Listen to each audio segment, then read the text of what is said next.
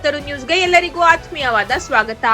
ತಿಪಟೂರು ದಲಿತರ ಕುಂದುಕೊರತೆ ಸಭೆಯಲ್ಲಿ ಅವಮಾನ, ತಾಲೂಕು ಆಡಳಿತ ಕ್ಷಮೆಯಾಚಿಸಬೇಕು ಎಂದು ಭೀಮ್ ಆರ್ಮಿ ಒತ್ತಾಯ. ತಿಪಟೂರು ತಾಲೂಕು ಆಡಳಿತವು ದಲಿತ ಸಮುದಾಯದ ಬಗ್ಗೆ ನಿರ್ಲಕ್ಷ್ಯ ಮತ್ತು ಅವಮಾನಕರ ಧೋರಣೆ ತೋರಿದೆ ಎಂದು ಆರೋಪಿಸಿ ಭೀಮ್ ಆರ್ಮಿ ಭಾರತ್ ಏಕ್ತಾ ಮಿಷನ್ ತಿಪಟೂರು ವಿಭಾಗೀಯ ಹಾಗೂ ತಾಲೂಕು ಸಮಿತಿ ವತಿಯಿಂದ ಶುಕ್ರವಾರ ನಗರದ ಕಲ್ಪತರು ಗ್ರ್ಯಾಂಡ್ ಹೋಟೆಲ್ನಲ್ಲಿ ಪತ್ರಿಕಾಗೋಷ್ಠಿ ನಡೆಸಲಾಯಿತು. ಪತ್ರಿಕಾಗೋಷ್ಠಿಯಲ್ಲಿ ಮಾತನಾಡಿದ ಮುಖಂಡರು, ಮೇ 27, 2026ರಂದು ಬೆಳಗ್ಗೆ 10:30ಕ್ಕೆ ನಡೆಯಬೇಕಿದ್ದ ದಲಿತರ ಕುಂದುಕೊರತೆ ಸಭೆ ಮಧ್ಯಾಹ್ನ 12 ಆದರೂ ಆರಂಭವಾಗಲಿಲ್ಲ. ಈ ಬಗ್ಗೆ ಪ್ರಶ್ನೆ ಮಾಡಿದ ದಲಿತ ಮುಖಂಡರಿಗೆ ತಾಲೂಕು ಆಡಳಿತ ಹಾಗೂ ಸಭೆಯಲ್ಲಿ ಉಪಸ್ಥಿತರಿದ್ದ ಜನಪ್ರತಿನಿಧಿಗಳು ಉದ್ದಂಡತನದಿಂದ ಉತ್ತರಿಸಿ ಹೆಚ್ಚು ಮಾತನಾಡಿದರೆ ಪೊಲೀಸರ ಮೂಲಕ ಸಭೆಯಿಂದ ಹೊರಹಾಕುವುದಾಗಿ ಬೆದರಿಕೆ ಹಾಕಿದ್ದಾರೆ ಎಂದು ಆರೋಪಿಸಿದ್ದಾರೆ. ದಲಿತ ಮುಖಂಡರ ಸಮ್ಮುಖದಲ್ಲಿ ಸಾರ್ವಜನಿಕವಾಗಿ ಅವಮಾನ ಮಾಡಿರುವ ಈ ಘಟನೆ ದಲಿತ ಸಮುದಾಯದ ಸ್ವಾಭಿಮಾನಕ್ಕೆ ಧಕ್ಕೆ ತಂದಿದ್ದು ಆಡಳಿತ ದಲಿತ ವಿರೋಧಿ ಮನೋಭಾವವನ್ನು ತೋರಿಸುತ್ತದೆ ಎಂದು ಅವರು ಆಕ್ರೋಶ ವ್ಯಕ್ತಪಡಿಸಿದ್ದಾರೆ. ಈ ಘಟನೆಯಿಂದ ಮನನೊಂದ ಕೆಲ ದಲಿತ ಮುಖಂಡರು ತಮಗೆ ತಾವೇ ಚಪ್ಪಲಿಯಿಂದ ಹೊಡೆದುಕೊಳ್ಳುವಂತಹ ಅಸಹಾಯಕ ಪರಿಸ್ಥಿತಿ ನಿರ್ಮಾಣವಾಗಿದೆ ಎಂದು ಹೇಳಿದರು. ತಾಲೂಕು ಆಡಳಿತವು ದಲಿತ ಸಮುದಾಯಕ್ಕೆ ಕ್ಷಮೆಯಾಚನೆ ಮಾಡಬೇಕು ಹಾಗೂ ಇಂತಹ ಘಟನೆಗಳು ಮರುಕಳಿಸದಂತೆ ಸೂಕ್ತ ಕ್ರಮ ಕೈಗೊಳ್ಳಬೇಕು ಎಂದು ಭೀಮ್ ಆರ್ಮಿ ಭಾರತ್ ಏಕ್ತಾ ಮಿಷನ್ ಆಗ್ರಹಿಸಿದರು. ಈ ಸಂದರ್ಭದಲ್ಲಿ ಭೀಮ್ ಆರ್ಮಿ ತಿಪಟೂರು ಗೌರವಾಧ್ಯಕ್ಷ ಮಧುಸೂದನ್ ಕಚ್ಚಾಘಟ್ಟ, ವಿಭಾಗೀಯ ಅಧ್ಯಕ್ಷ ಮೋಹನ್ ಜಕ್ಕನಹಳ್ಳಿ ಹಾಗೂ ತಾಲೂಕು ಅಧ್ಯಕ್ಷ ಪ್ರತಾಪ್ ಪಾಳ್ಳೆಗಾರ್ ಸೇರಿದಂತೆ ಹಲವರು ಉಪಸ್ಥಿತರಿದ್ದರು. ವರದಿ ಇರ್ಫಾನ್, ಕಲ್ಪತರು ನ್ಯೂಸ್, ತಿಪಟೂರು. ಅಧ್ಯಕ್ಷತೆಯಲ್ಲಿ ತಾಲೂಕು ಮಟ್ಟದ ಪರಿಶಿಷ್ಟ ಜಾತಿ ಪರಿಶಿಷ್ಟ ಪಂಗಡದ ಕುಂದುಕೊರತೆ ಸಭೆಯನ್ನು ಕರೆದಿರ್ತಾರೆ. ಈ ಸಭೆಯಲ್ಲಿ ತನ್ನದೇ ಆದ ಸಮಸ್ಯೆಗಳು ಇಟ್ಕೊಂಡು ತಾಲೂಕಿನಾದ್ಯಂತ ನೂರಾರು ದಲಿತ ಮುಖಂಡರು ನೂರಾರು ಸಮಸ್ಯೆಗಳನ್ನ ಹೊತ್ತು ಬಂದಿರ್ತಾರೆ. ಇಂದು ಬಂದು ಏನೋ ಒಂದು ನಮಗೆ ನ್ಯಾಯ ಸಿಗುತ್ತೆ, ನಮಗೆ ಇಲ್ಲಿ ನಮ್ಮ ಕೆಲಸ ಕಾರ್ಯಗಳಾಗ್ತವೆ ಅನ್ನೋ ಉದ್ದೇಶದಿಂದ ಸಭೆಗೆ ಹಾಜರಾಗಿರ್ತಾರೆ. ಈ ಸಭೆ ಸುಮಾರು 10:10ವರೆಗೆ ಸ್ಟಾರ್ಟ್ ಮಾಡಬೇಕು ಅಂತ ಹೇಳಿ ಸಮಾಜ ಕಲ್ಯಾಣ ಇಲಾಖೆದ ಅಧಿಕೃತವಾಗಿ ಮಾಹಿತಿ ಕೊಟ್ಟಕ್ಕೆ ಸಮಯ ಕೊಡ್ತಾರೆ. 10ವರೆಗೆ ನಿಗದಿಯಾದಂಥ ಸಭೆನ ಸುಮಾರು 12:12 ಮಧ್ಯಾಹ್ನ 12:12 ಸಭೆ ಸ್ಟಾರ್ಟ್ ಮಾಡಿರಲ್ಲ. ಇದ್ರ ವಿಚಾರವಾಗಿ ಅಲ್ಲಿದ್ದಂಥ ಕಾದು ಬೇಸತ್ತು, ಊಟ ಇಲ್ದಲೆ, ಕುಡಿಯೋಕೆ ನೀರಿಲ್ದಲೆ ನೊಂದಂಥ ದಲಿತರು ಕೊನೆಗೆ 12 ಗಂಟೆ ಆದಮೇಲೆ ಶಾಸಕರು ಬರ್ತಾರೆ. ಬಂದಂಥ ಸಂದರ್ಭದಲ್ಲಿ ಅವರೇ ಶಾಸಕರನ್ನೇ ಪ್ರಶ್ನೆ ಮಾಡಿಲ್ಲ, ನಮ್ಮ ನಾಯಕರು ಶಾಸಕರನ್ನೇ ಪ್ರಶ್ನೆ ಮಾಡಿಲ್ಲ. ಅಲ್ಲಿ ಪ್ರಶ್ನೆ ಮಾಡಿದ್ದು ತಾಲೂಕು ಆಡಳಿತನ ಮತ್ತು ತಾಲೂಕು ಸಭೆ ಅಲ್ಲೇನು ತಾಲೂಕು ಮಟ್ಟದ ಪರಿಶಿಷ್ಟ ಜಾತಿ ಪರಿಶಿಷ್ಟ ಪಂಗಡದ ಕುಂದುಕೊರತೆ ಸಭೆಯನ್ನ ಅಧ್ಯಕ್ಷತೆ ವಹಿಸ್ಕೊಂಡಂತ ತಾಲೂಕು ದಂಡಾಧಿಕಾರಿಗಳ ಪ್ರಶ್ನೆ ಮಾಡ್ತಾರೆ. ಏನ್ರಿ ಅಧ್ಯಕ್ಷರೇ, ನೀವು ಈ ಸಭೆನ ಕರೆದು ಯಾವ ಪ್ರಯೋಜನಕ್ಕೋಸ್ಕರ ಕರೆದಿದ್ದೀರಾ? ನೀವು ಕಾಟಾಚಾರ ಸಭೆ ಮಾಡ್ತಾ ಇದ್ದೀರಾ. 10ವರೆಗೆ ಕಳಿಸಿ 12 ಗಂಟೆವರೆಗೂ ಕುಡಿಯೋಕೆ ನೀರಿಲ್ಲ, ತಿನ್ನಕ್ಕೆ ಅನ್ನ ಇಲ್ಲ, ಇಂಥ ಸಭೆ ಮಾಡಿ ಇದರಿಂದ ದಲಿತರಿಗೆ ಸಿಗಂತ ನ್ಯಾಯ ಆದ್ರೆ ಏನು ಅಂತೇಳಿ ಪ್ರಶ್ನೆ ಮಾಡ್ತಾರೆ. ಈ ಪ್ರಶ್ನೆನ ನಾವು ತಾಲೂಕು ಆಡಳಿತಾಧಿಕಾರಿನ ಪ್ರಶ್ನೆ ಮಾಡೋದಕ್ಕೆ ನಮ್ಮ ತಾಲೂಕಿನ ಶಾಸಕರು ಅವ್ರನ್ನ ಏನೋ ನಿಂದು ಏನೋ ಇಲ್ಲಿ ಕುಡಿದು ಬಂದು ಗಲಾಟೆ ಮಾಡ್ತಿದೀಯನೋ ನೀನು ಅಂತೇಳಿ ಧಮಕಿ ಹಾಕ್ತಾರೆ. ನೂಕು ಹಾಸಿಕೆ ಇಲ್ಲ ಅಂತೇಳಿ ಪೊಲೀಸ್ನವ್ರಿಗೆ ಹೇಳ್ತಾರೆ. ಪೊಲೀಸ್ನವ್ರನ್ನ ಮುಂದಿಟ್ಕೊಂಡು ಇವತ್ತು ದಲಿತರನ್ನ ಧ್ವನಿ ಅಡಗಿಸೋಂಥ ಕೆಲಸ ಆಗ್ತಾ ಐತೆ. ಇಂಥ ಸ್ಥಿತಿಲಿದ್ದಾಗ ದಲಿತರು ಯಾವ ರೀತಿನ ನಾವು ನ್ಯಾಯ ಪಡೆದ ಯಾಕೋಸ್ಕರ ತಾಲೂಕು ಆಡಳಿತ ಈ ಸಭೆ ಮಾಡಬೇಕು ಅಂತ ಸಭೆ ಮಾಡ್ತಾ ಇತ್ತು ಅಂತ ಉತ್ತರ ಕೊಡಬೇಕಾಗುತ್ತೆ ತಾಲೂಕು ಆಡಳಿತ. ಇದು ತಾಲೂಕು ಆಡಳಿತದಿಂದ ದಲಿತರಿಗೆ, ಇಡೀ ತಾಲೂಕಿನಾದ್ಯಂತ ದಲಿತರಿಗೆ ಮಾಡಿರೋಂಥ ಮಹಾ ಮೋಸ, ಬಹು ದೊಡ್ಡ ಅವಮಾನ ಇದು. ಇಂಥ ಅವಮಾನ ಮಾಡಿರೋಂಥ ತಾಲೂಕು ಮಟ್ಟದ ತಾಲೂಕು ಅಧಿಕಾರಿಗಳು ಇಡೀ ತಾಲೂಕಿನ ದಲಿತ ಮುಖಂಡರನ್ನ, ದಲಿತ ಸಮುದಾಯನ ಕ್ಷಮೆ ಕೇಳಬೇಕು ಅಂತೇಳಿ ಮತ್ತು ಈ ಅವಮಾನ ಮಾಡಿದಂಥ ಶಾಸಕರು ಕೂಡ ದಲಿತ ಸಮುದಾಯನ ಕ್ಷಮೆ ಕೇಳಬೇಕು ಅಂತ ಹೇಳಿ ತಾಲೂಕು ಭೀಮ್ ಆರ್ಮಿ ಸಂಘಟನೆ ಒತ್ತಾಯಿಸ್ತಾ ಇದೆ.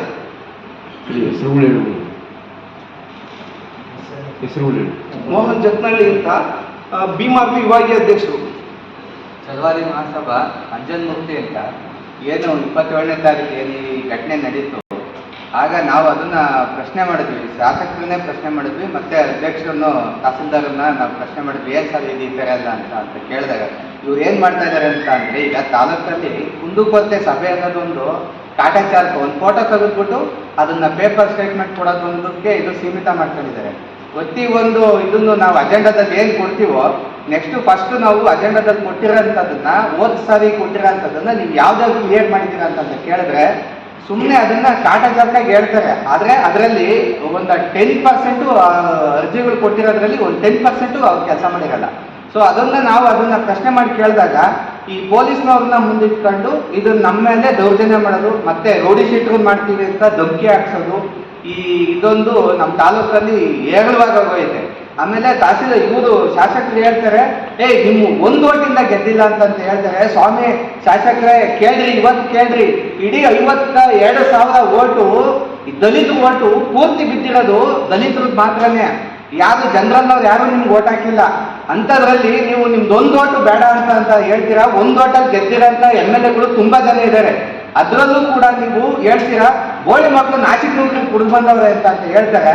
ಹಂಗಿರುವಾಗ ನಾವು ಅಂಥ ಸಂಪತ್ತಿಗೆ ತಮ್ಮನ್ನು ಕರೆಸಿ ಅವಮಾನ ಮಾಡೋಂಥದ್ದು ನಿಮ್ಗೆ ಎಷ್ಟೋ ಮಟ್ಟಿಗೆ ಅದು ಸಮಂಜಸ ಅಂತ ಈ ವಿಚಾರದಲ್ಲಿ ನಾನು ಹೇಳಕ್ಕೆ ಇಷ್ಟಪಡ್ತಿದ್ದೀನಿ.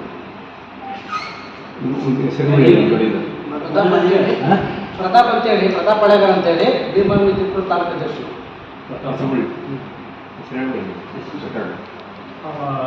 ಐನೋ ಶಿಶುಕುಮಾರ್ ಅಂತ, ಗೋವಿ ಮಹಾಸಭಾ ರಾಜ್ಯ ಉಪಾಧ್ಯಕ್ಷ.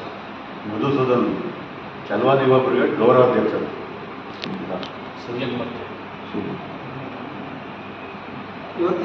ಇವತ್ತು ನಾವು ಹೇಳ್ಬೋದು.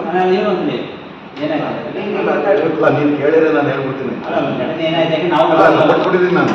ಅದಕ್ಕೋಸ್ಕರ ಏನು ಕ್ಯಾನ್ವಾಸ್ ಮಾಡಿ ಕನಿಷ್ಠ ನಾನು 4 ರಿಂದ 5 ಸಾವಿರ ಓಟ್ ಹಾಕ್ತೀನಿ. ನಾವು ಜಾಸ್ತಿ ಹಾಕ್ತೀವಿ ಅಂತ ಹೇಳಲ್ಲ, ಇಂಥದ್ದು ಕೂಡ ಕ್ಯಾನ್ವಾಸ್ ಮಾಡಿದ್ದಾರೆ. ನಮ್ಮಗಳಿಗೆ ಏನು ಮಾಡಿದ್ರೆ, ನೀವು ಪೊಲೀಸ್ ಇಲಾಖೆ ಅಲ್ಲಿ ಇಟ್ಕೊಂಡು ಯಾರು ಮೊದಲನೇ ಡ್ಯಾಮೇಜ್ ಮಾಡಿರೋದು ಯಾರು, ಅವ್ರ ವಿರುದ್ಧ ಯಾಕೆ ಕ್ರಮ ತಗೊಂಡಿಲ್ಲ ಪೊಲೀಸ್ ಇಲಾಖೆ? ನಮ್ಮನ್ನೇ ಅವಾಯ್ಡ್ ಮಾಡ್ತಾರೆ ಹೊರತು ದಲಿತನ ಯಾಕೆ ಕೇಳೋಲ್ಲ ಹೇಳೋಲ್ಲ ಅಂತ ದಲಿತ ಮುಖಂಡರನ್ನ ಅವಾಯ್ಡ್ ಮಾಡ್ತಾರೆ ಹೊರತು ಶಾಸಕರು ಹೇಳೋಕ್ಕಾಗಲ್ಲ. ನಿಮಗೆ ತಾಕತ್ತಿಲ್ವ ಪೊಲೀಸ್ ಇಲಾಖೆಗೆ? ಪೊಲೀಸ್ ಅಧಿಕಾರಿಗಳಿಗೂ ಅವರು ಬೆಲೆ ಕೊಡಲಿಲ್ಲ. ಕತ್ತೆ ಕೈಬಿಟ್ಟೇನೆ, ಯಾರು ಪೊಲೀಸೇ ಆಚೆ ಕಡೆಗೆ ಅವ್ರು ಮಾತು ಆಚೆ ಕಳಿಸಿ ಅಂತ ಅವ್ರಿಗೂ ಬೆಲೆ ಕೊಡಲಿಲ್ಲ. ನಮಗೆ ಬೆಲೆ ಕೊಡ, ಅವ್ರಿಗೆ ಬೆಲೆ ಕೊಡ್ತಾರೆ. ಅವ್ರಿಗೂ ಮರ್ಯಾದಿಲ್ಲ. ಏನೋ ಅಧಿಕಾರದಲ್ಲಿದ್ದಾರೆ ಅಂತ ಒಂದು ಮೈಂಡ್ ಸೆಟ್ ಅಲ್ಲಿ ಅವರೇ ತುಂಬಾ ಕೂತ್ಬಿಟ್ಟಿದ್ದಾರೆ. ಶಾಸಕರಿಗೆ ನಾವು ಸಭೆ ಲೇಟಾಗಿ ಬಂದಿದ್ದೀರಾ, ಅಜೆಂಡಾದಲ್ಲಿ ಪ್ರಶ್ನೆಗಳಿದ್ದಾವೆ, ನೀವು ಲೇಟಾಗಿ ಬಂದರೆ ನಾವು ಯಾವ ರೀತಿ ಕೇಳೋದು? 12:30 ಆಗಿದೆ. ಈ ಅಜೆಂಡಾದಲ್ಲಿ ಸುಮಾರು ಪ್ರಶ್ನೆಗಳಿದ್ದಾವೆ. ಸಂಜೆ 6 ಗಂಟೆ ಮಧ್ಯಾಹ್ನದ ಮೇಲೆ ಊಟ ಆದಮೇಲೆ ಯಾರು ಬರೋದಿಲ್ಲ. ಹಾಗಾಗಿ ನಾವು ಶಾಸಕರು ಪ್ರಶ್ನೆ ಮಾಡಿದಾಗ ಅವರು ಉಡಾದ ಉತ್ತರ ಕೊಡ್ತಾರೆ.